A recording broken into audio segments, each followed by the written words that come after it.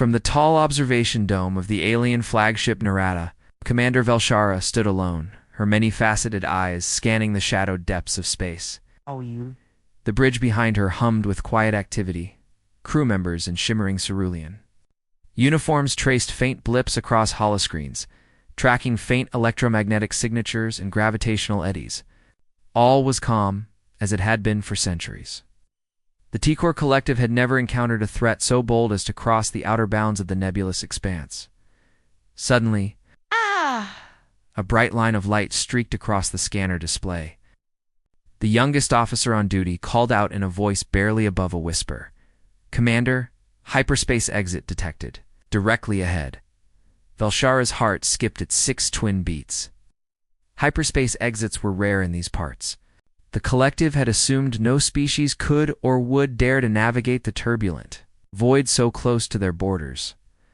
Moments later, space itself seemed to warp and fold. Through the dome's thick, transparent alloy, Velshara saw a searing ribbon, a white-blue energy tearing open the black. It pulsed like a living thing, then fragmented into dozens of streaks. Each streak glowed with fierce intensity, carrying vessels that shimmered with steel plating and glowing runes of unknown design. The sight struck the entire bridge silent. Even the ambient hum of power conduits faded beneath the collective breath of shock. These were not the slender scout ships or delicate diplomatic couriers the Collective had catalogued over millennia. These were massive warships, long rectangular hulls bristling with heavy turrets and surface drones.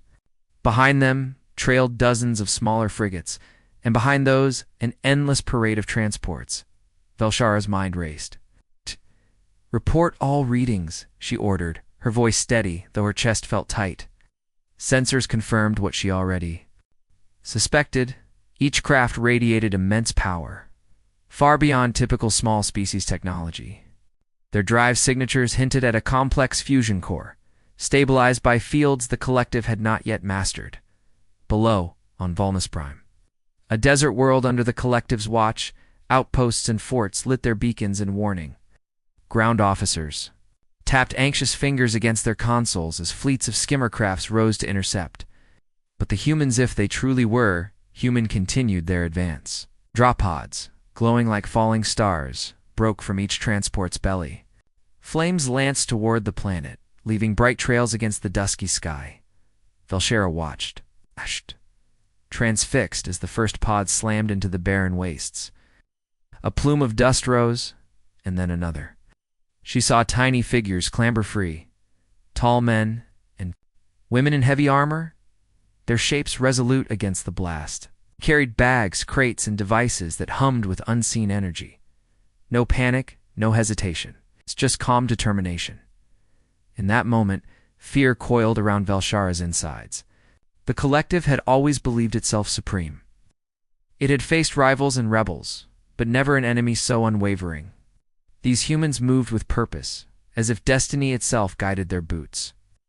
Rumors among the TR spoke of Deathworlders, creatures so hardy they survived worlds of boiling acid or frozen gas.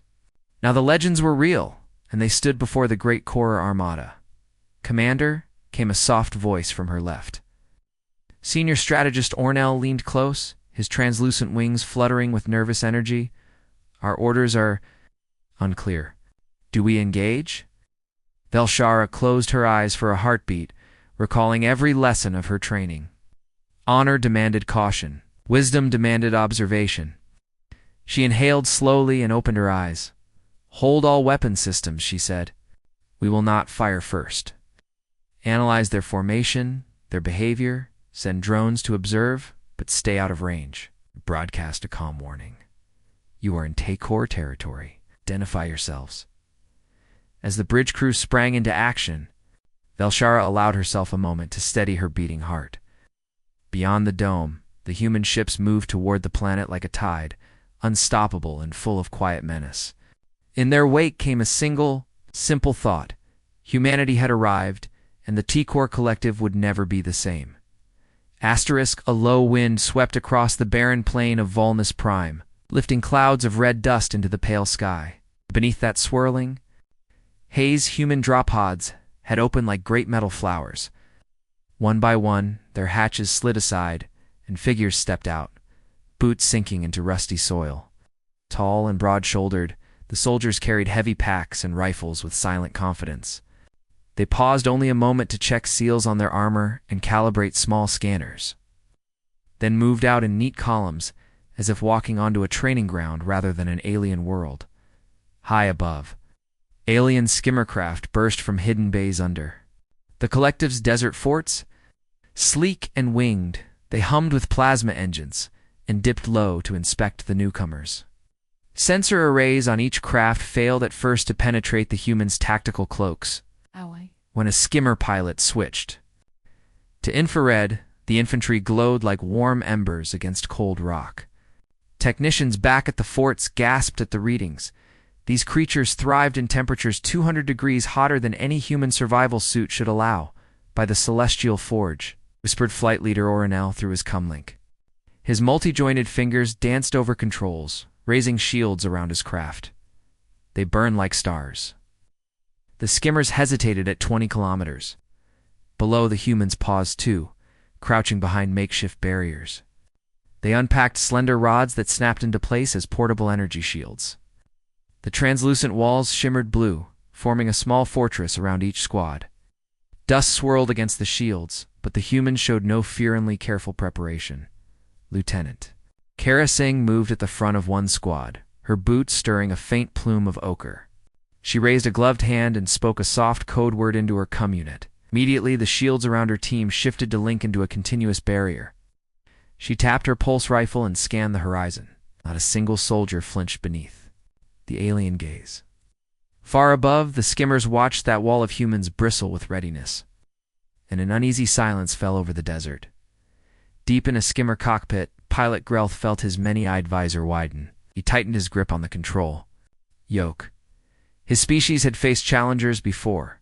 Space pirates, rival warlords, even the fierce Quashari raiders. But never had he seen a force so calm under unknown skies. He recalled ancient core legends of Deathworlders, beasts said to laugh at lava and shrug off acid rain. Now he believed the tales. A knot of respect and something like fear coiled in his chest. On the ground, engineers in human gray uniforms unpacked larger devices. They planted squat generators that hummed with contained energy. Within seconds, gravity field pulses evened out the shifting sands and calmed the ground. To solid firmness. The shield stood on firm footing. Alien sensors noted the change. No natural storm could have caused such controlled calm. Kara Singh's squad leader marched forward, the ground smooth under her feet as she led her team toward a distant ridgeline. The hover skimmers exchanged nervous signals and backed away to maintain a safe altitude. Their engines flared white as they rose above the generator's field. On the fort's channels, officers argued, some urged an immediate strike. Others counseled restraint. The humans had done nothing but set down on sacred territory. Still, every alien heart quaked at the thought of crossing those glowing walls of steel and will. Lieutenant Singh stopped at the base of the ridgeline and planted a small banner into the red earth. It bore the human emblem, two clasped hands. Over a globe, she saluted in quiet respect to the flag, then turned to check her team. Behind her, other squads raised similar banners, forming a line of colors against the desert. Above, the skimmers hovered like watched birds, and in that moment, both species understood something new. Humanity did not conquer by terror. They claimed ground with unity, with honor, and with a calm that spoke louder than any blast. As night fell over Volnus Prime, human lights blinked along their new ridge, casting long shadows into the dunes. The skimmers retreated to orbit, carrying back their reports of human discipline and ingenuity. In the great hold of the flagship Narada, Commander Valshara received the news and pressed her many-fingered hand to the holodisplay. The words shimmered in alien script. They stand unbroken. They hold fast. They build even in fear. Volnus Prime had become a new stage for an ancient drama, and the T-Core Collective would soon learn that on this soil, humanity's steel and soul were one and the same. A pale pink dawn stretched across the desert plain of Volnus Prime as alien skimmercraft swooped low over the human positions. From their underbellies, they unleashed shimmering energy webs, thin, glowing filaments that snaked through the air. Like living light. The webs arced toward the humans, forming a translucent cage meant to corral them into easy targets. Each strand crackled with raw power, and the sand beneath trembled when the wires struck the ground. Yet the humans did not scatter or panic. Lieutenant Kara Singh stood at the center of her squad, her jaw firm as she tapped a command into her wrist console. One by one, her soldiers snapped riot shields together, edges locking in a perfect grid. The shields glowed pale blue, reflecting the morning sun, and they formed a living wall that glimmered against the desert air. Far below, the webs fell harmlessly against this barrier, dying in sparks of light. Across the field, other human squads mirrored the action. Their shields clicked into place as if each soldier shared one mind.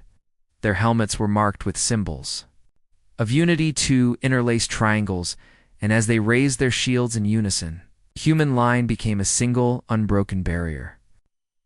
Behind that wall, medics and engineers moved calmly, reinforcing connections and checking that every joint held fast. On board the flagship Narada, Commander Velshara watched the scene in disbelief. Her advisors had predicted flight or surrender. Not this. She leaned forward, eyes fixed on the holoscreen, and whispered to herself, "They refuse to break." The T-Core Collective revered discipline, but these humans elevated it to art. Their line did not simply hold, it advanced. Below, a young human engineer named Marco Reyes knelt at the edge of the formation. He removed a small cylinder from his pack and activated it. A soft hum rose as the device released a counter-frequency pulse. The web next to him flickered and collapsed, its energy unraveling in mid-air. Marco rose and dashed forward, planting more devices like markers along the flank. Each pulse dissolved a section of the web, clearing the path for the human line to move ahead. Flying above, Pilot Grelth felt a flicker of panic in his many-eyed visor. He had orders to corral these invaders, to force them into submission. Here they came step by step, shield by shield, and phased by his strongest weapon. He banked his skimmer away, heart pounding, and signaled for support. But no other skimmers moved to help. Curiosity held them back, mixed with awe. The Collective's troops were trained to fight. These humans seemed to fight with something greater. When the humans reached the center of the webs, they paused. Their leader, Kara Singh, raised her rifle above the shield line and fired a flare into the sky. It burst in a glowing sphere of warm white light, illuminating every fine thread of the energy cage. In that glow, the humans lowered their shields and pointed deliberately at the broken webs. Offering no hate but clear intent, they would not be fenced in. As the last web collapsed, a hush fell over the battlefield. Dust settled around the human. Ranks and silence stretched between the two forces. The T-Core hover skimmers hovered at a respectful distance, their engines whisper quiet. On the ground, humans stood erect, shields at their sides, rifles lowered but ready. Neither side made a move to fire. In that moment, both species understood why this was called the unbreakable line. The humans did not yield. They did not strike first. They simply held fast and moved forward. And, through that steadfast will, they had tamed the alien web without a single casualty. As dawn brightened the desert, a new respect sparked between them, and all who watched knew the conflict had become something more than war. It had become a test of spirit, and humanity's spirit stood unbroken. A sudden flare of red lightning split the pale sky above Volnus Prime as alien skimmers opened fire in frustration. Below the humming charge, one small surveyor vessel painted in swirls of green and gold shuddered under a stray energy pulse. Its engines sputtered, then died, and the craft spiraled toward the desert floor in a cloud of dust. Soldiers on. Both sides froze at the unexpected crash, and for a long heartbeat, all was still. On the ground, Lieutenant Kara Singh knelt beside her squad's medic pack. She saw the rising plume of sand and spoke into her communant, voice steady but urgent. "Medic team, move to crash site." Prepare stretcher and shields.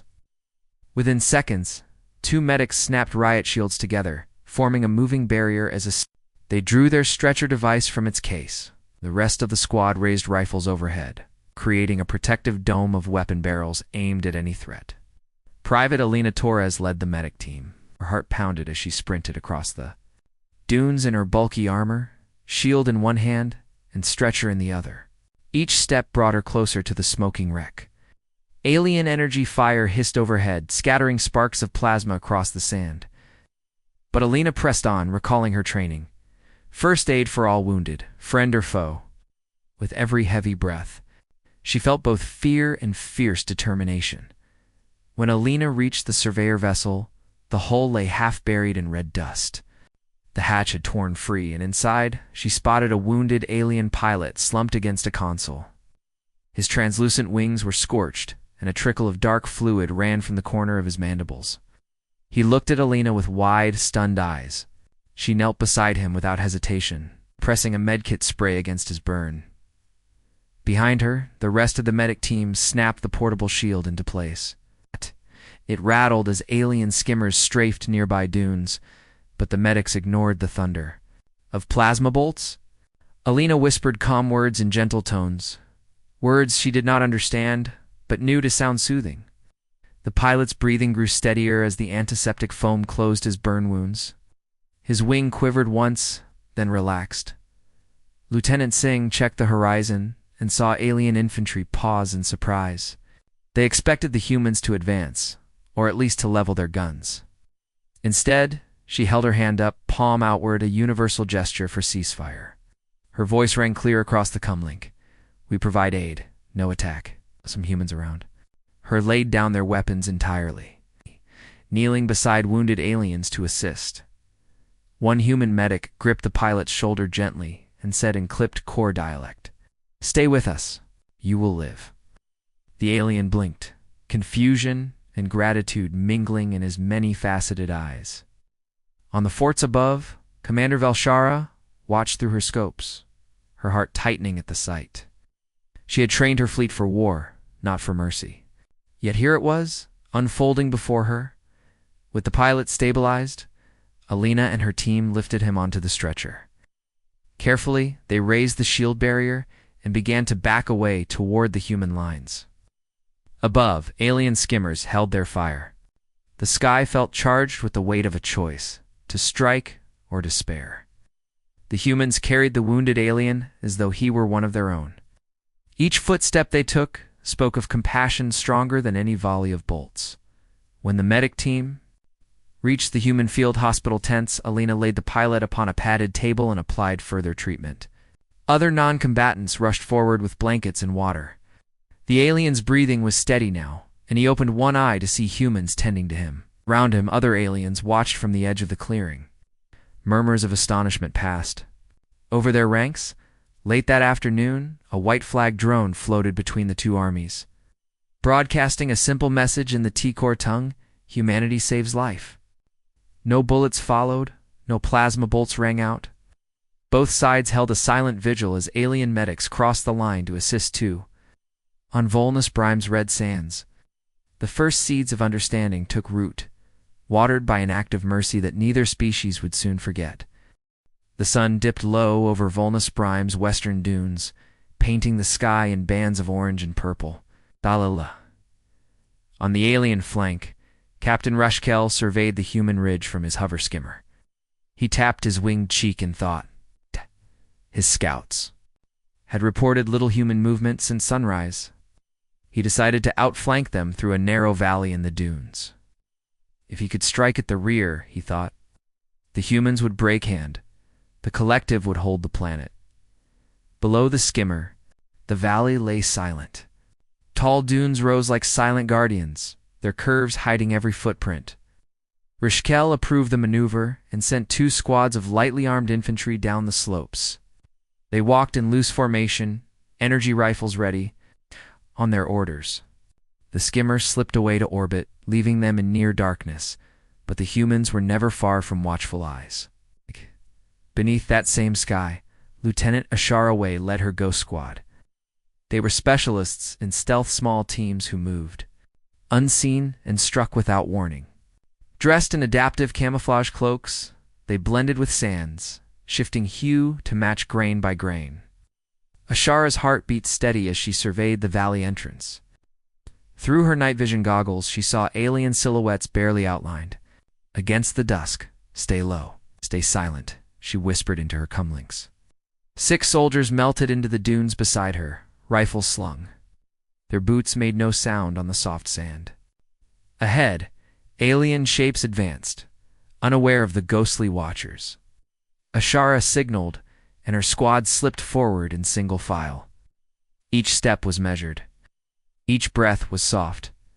When they reached a cluster of communications erased hall towers with glowing plasma nodes, Ashara paused. The aliens had set up these towers to maintain contact with orbit. If the humans cut their link, the alien command would be blind. She gave a silent nod. 2 of her team moved like shadows across the sand, planting small disruption charges at the base of each tower. The charges hummed with energy-sapping fields. Suddenly, a squad of 4 aliens marched nearby. They spoke in clipped clicks, inspecting the ridge through handheld scopes. Ashara froze. Her heart pounded. One wrong move, and her team would be exposed. She counted slowly. 1, 2, 3. The aliens passed within 10 meters of her hiding spot. Her breathing slowed. She felt the pulse of enemy boots, but she did not flinch. When the aliens passed, Ashara dropped to one knee and tapped her cumnute. "Charges set," she whispered. "Ready on your mark." Behind her, Private Jensen gripped a small detonator.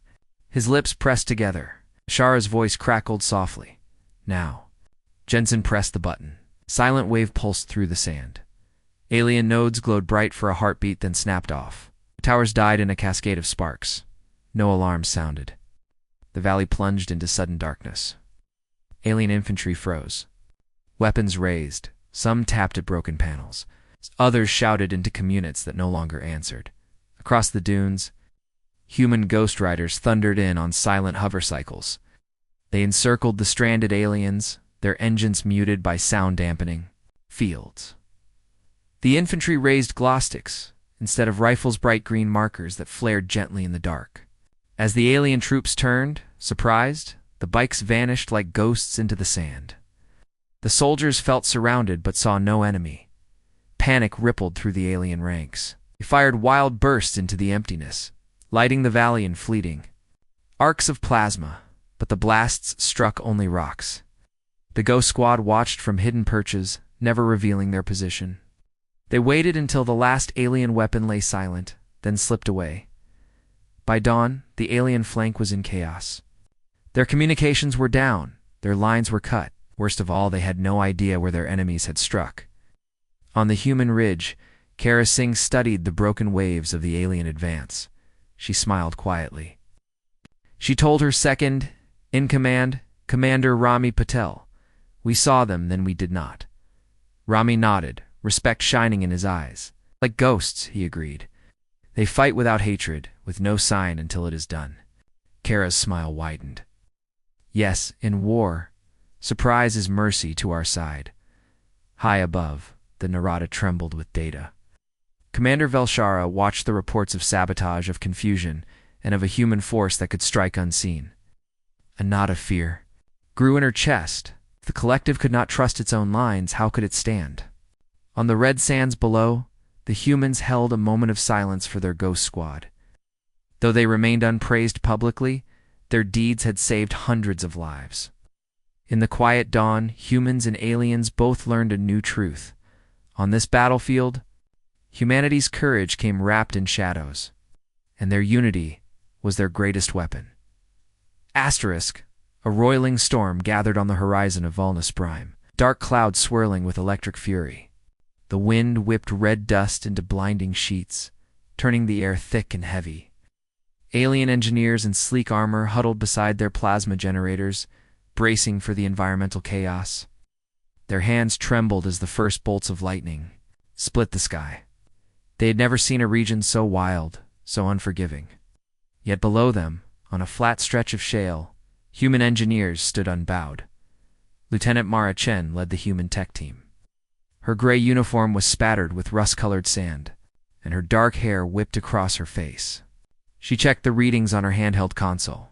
Wind speeds were spiking, and charge levels threatened to overload their field generators. Still, she spoke into her calmly.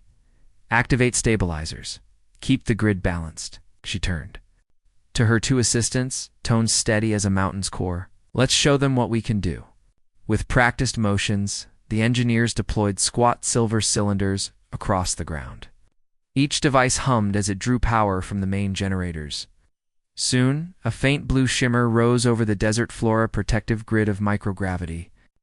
Fields. Sand drifts that would have towered like dunes flattened at once. The ground steadied beneath human feet as if a gentle hand had smoothed it. Mara watched the display. The fields held firm. Above, alien drones veered into the storm to gather data. One clipped a stray wind gust and tumbled into a whirlwind of sand. Circuits sparked and died, smoke trailing behind it. The flagship, Narada Commander Velshara frowned at the monitor. "They thrive in chaos," she muttered. "They adapt." She ordered more drones, but each followed the first until the collective skies grew thin. On the ground, engineers worked under the flicker of electric arcs. Marine squads sheltered behind the shield line, rifles at the ready. Rain began to fall, acidic droplets streaking toward the human lines. The shields glowed and absorbed the shock.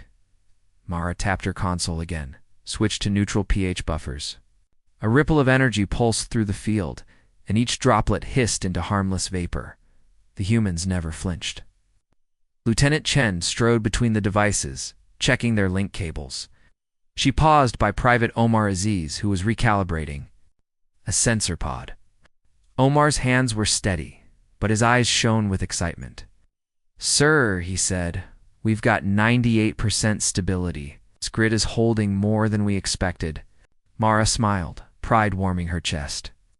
"Good work, Omar. Keep it up." As the storm raged overhead, other human teams drilled into the rocky ridge. They anchored shock absorbers that cut through the shifting ground to solid bedrock. Anchor quivered, but held tight. A human sapper named Elena Ruiz tapped her helmet mic. "Anchor secure. Ridge is firm." The ridge no longer trembled. On the alien flank, troops spotted the human position advancing uphill, protected by technology. In defiance of nature's wrath, Captain Rishkel watched through binoculars as human engineers expanded their stabilized zone. He saw more field generators rising like mushrooms after rain. Each pulse of blue light held back gale and lightning. His heart pounded. The collective prized muscle and plasma arms. But here was something unfamiliar. A species that tamed storms with clever machines. He lowered his binoculars and spoke softly to his lieutenant. "We cannot rely on force alone." At dusk, the storm finally broke, slipping away like a wounded creature. Thunder rolled off into distant valleys. On the human ridge, fields glowed, dimly, still maintaining balance. Engineers powered down the excess, smiles bright on every face. Soldiers emerged from behind shields, brushing sand from their armor. Lieutenant Chen gazed out at the red horizon and whispered, "We did it." Across the battlefield, alien observers felt a shift in their convictions. Humans did not simply fight, they learned the land. They bent it to their will, and they thrived where others feared to tread. In that moment, a new respect took root, that ingenuity could be as mighty as any weapon. And on Volnus Prime, the legend of humanity's code of ingenuity grew stronger than any storm. A pale blue sun rose over Volnus Prime, casting long shadows across the human ridge. Captain Rushkel stood at his command post, staring at the holodisplay that showed that morning's events. His winged chest tightened as he read the reports. Humans had healed wounded aliens, undone energy webs, and tamed a storm with machines. Each victory had left his troops unsettled. Now he wondered if their orders still made sense. Below him, Sergeant Murlock paced among his infantry unit. He had fought beside his men through countless skirmishes, but never had he felt such confusion. His soldiers lowered their rifles at dawn, even when human ships glowed like distant stars on the horizon. They whispered among themselves, asking why the humans spared lives instead of pressing the attack. Murlock knew the collective's code: show strength, show no mercy. Yet here was a foe that fought with honor and mercy. On the human ridge, Lieutenant Kara Singh watched Roshkel's skimmers glint in the rising light. She felt no triumph. Instead, she sensed the weight of change. Each day, aliens questioned their orders and studied human acts of kindness. Kara believed that compassion could reshape a war. She spoke softly into her unit. Keep medical teams ready. Show them again what we stand for. Back on the alien forts, whispers grew into arguments. Strategist Ornal argued with General Vithrax in the War Council. They are not like other foes, Ornal said, feathers ruffling with agitation. They fight with rules. They save our wounded. They are not invaders. They are teachers. Vithrax slammed his gauntlet on the table. They defy every principle. We cannot allow this softness. Our empire stands on power.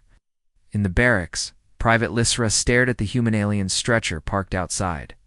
She remembered the pilot's grateful eyes as he woke under human care. His broken wing had healed. She could not forget the gentle hands that bandaged him. Lysra shook her antennae. How could she raise her rifle now? Her own orders told her to kill without mercy. She felt her convictions fracture. On the battlefield, drones flew low, capturing the tension. Below, humans dismantled alien traps and built bridges for wounded skimmers. Their engineers worked side by side with alien medics under a pale sky. This image spread through the collective's broadcast channels. Citizens who had cheered for war now asked why they could not unite instead of fight. Captain Roshkel watched one such broadcast in his cockpit. He saw his own flag flutter in dust, surrounded by human shields and gentle words. He felt a lump in his throat, a feeling he had never known in battle. He remembered his first victory, the roar of triumph, the burning wrecks of the enemy. But here, there was no roar, only quiet care. He closed his many-eyed visor for a moment and breathed slowly. Below, Sergeant Murlock rounded up his men. At dawn, he said, voice trembling, we push forward. But if they ask for help, we will decide. His soldiers exchanged glances. Some nodded. Others looked to the rising sun as if seeking a sign. In that silence, the line between foe and friend blurred. On the human ridge, Kara Singh saw the alien infantry gather at the edge of the field. They did not raise their rifles. Instead, they stood still, watching the humans set up tents. For joint aid, Kara raised her voice so all could hear. We come in peace. We ready to share. She held out a white flag, simple cloth on a pole. Her hand did not shake. Round her, her soldiers lowered their weapons in respect. When the first alien soldier stepped across the boundary, hearts pounded on both sides. Captain Roshkel climbed down from his skimmer. He stared at Kara and felt the final crack in his orders. We reached out a winged hand and touched the flag. We learn?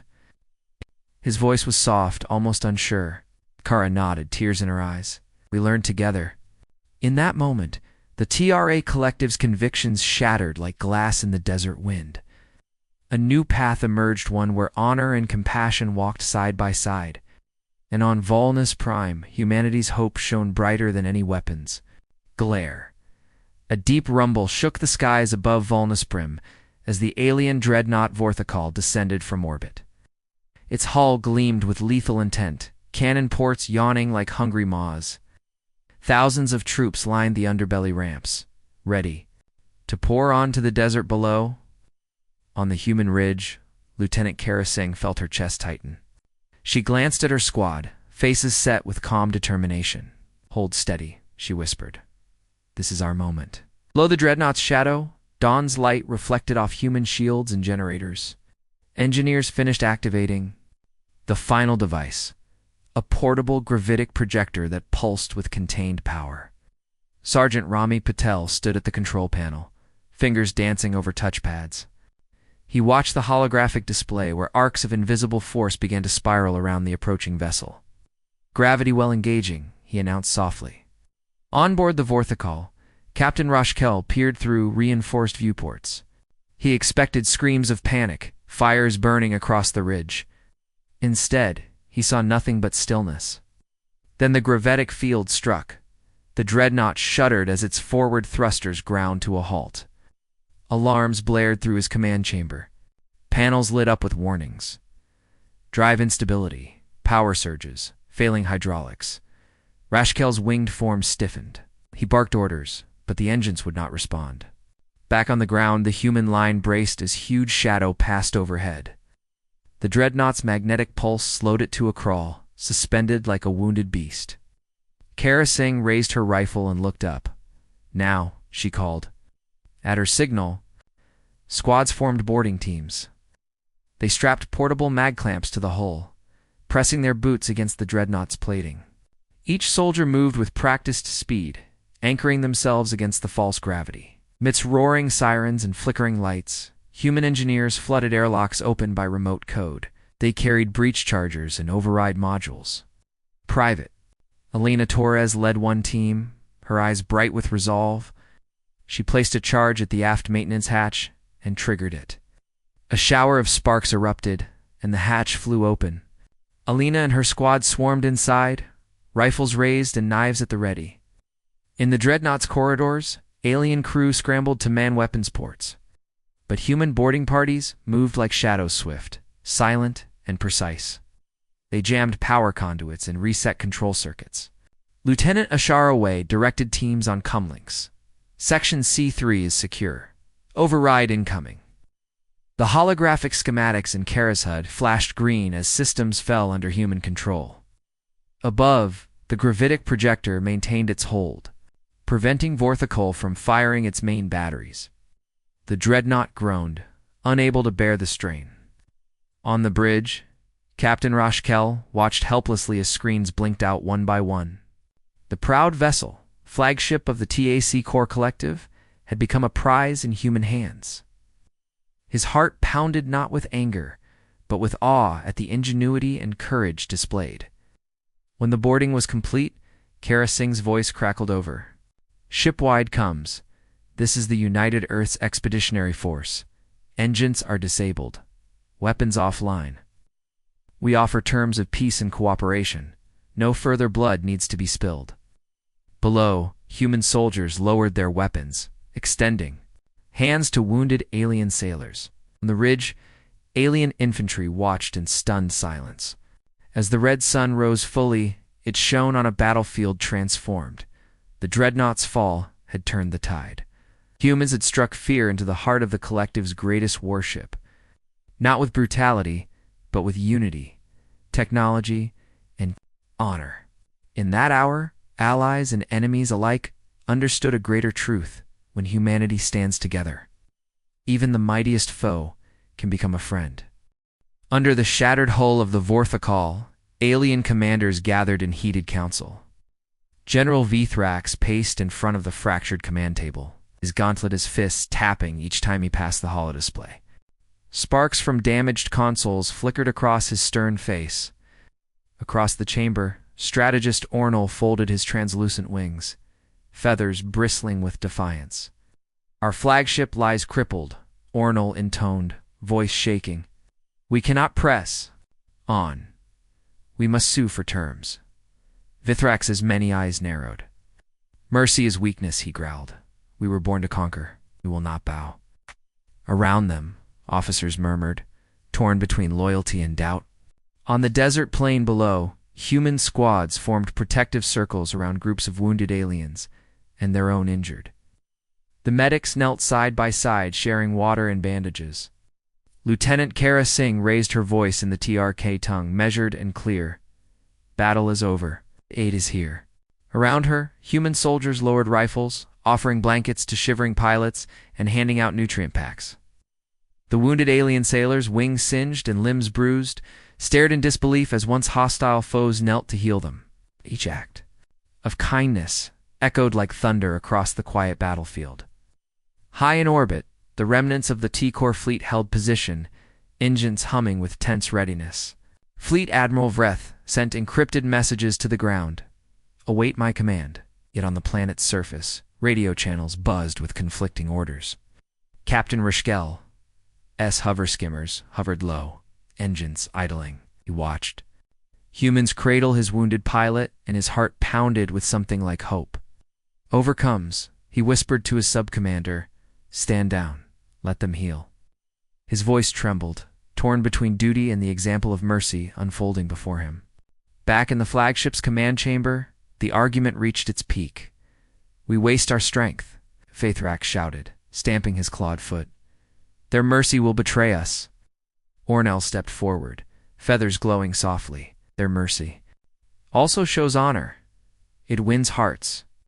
Our empire was built on fear. Perhaps it can grow on respect instead." Silence fell as officers on both sides considered this.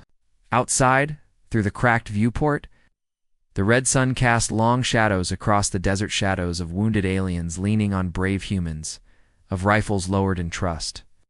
On the ground, human commander Rami Patel knelt beside an alien engineer, helping adjust a fractured exoskeletal brace. The engineer's wings trembled with exhaustion, and his visor reflected Patel's calm eyes. "Thank you," the alien whispered. Patel squeezed his arm gently. "We are one species here." The engineer nodded, tears of relief misting his eyes. Nearby, human medics rejoiced softly as they stabilized their final patient.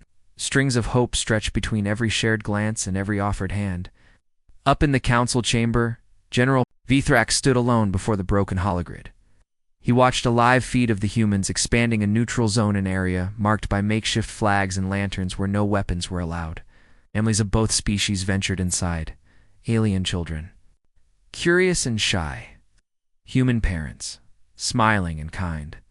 Vithrax's stern features softened as he saw an alien mother cradle her wounded child, soothed by human voices. He felt an unfamiliar ache, a longing for peace beyond conquest. When Fleet Admiral Vreth finally relayed his final orders, "Stand down and negotiate," a cheer rose from both sides. In the desert, human and alien soldiers embraced, shared water cans, and exchanged simple gifts. A packet of human seeds for the engineer to plant back home, an alien gemstone for Kara Singh to carry as a reminder. In the sky, hover skimmers descended to land between the armies, carrying envoys to open talks. At that moment, shattered convictions gave way to a fragile unity. On Volnus Prime, both species learned that true command lies not in force, but in the willing choice to lay down arms and extend a hand. A soft glow spread across the red sands of Volnus Prime, as the first light of morning painted the sky in gentle gold. On the ridge where once two armies stood opposed, human and alien soldiers now stood side by side, faces turned toward the rising sun.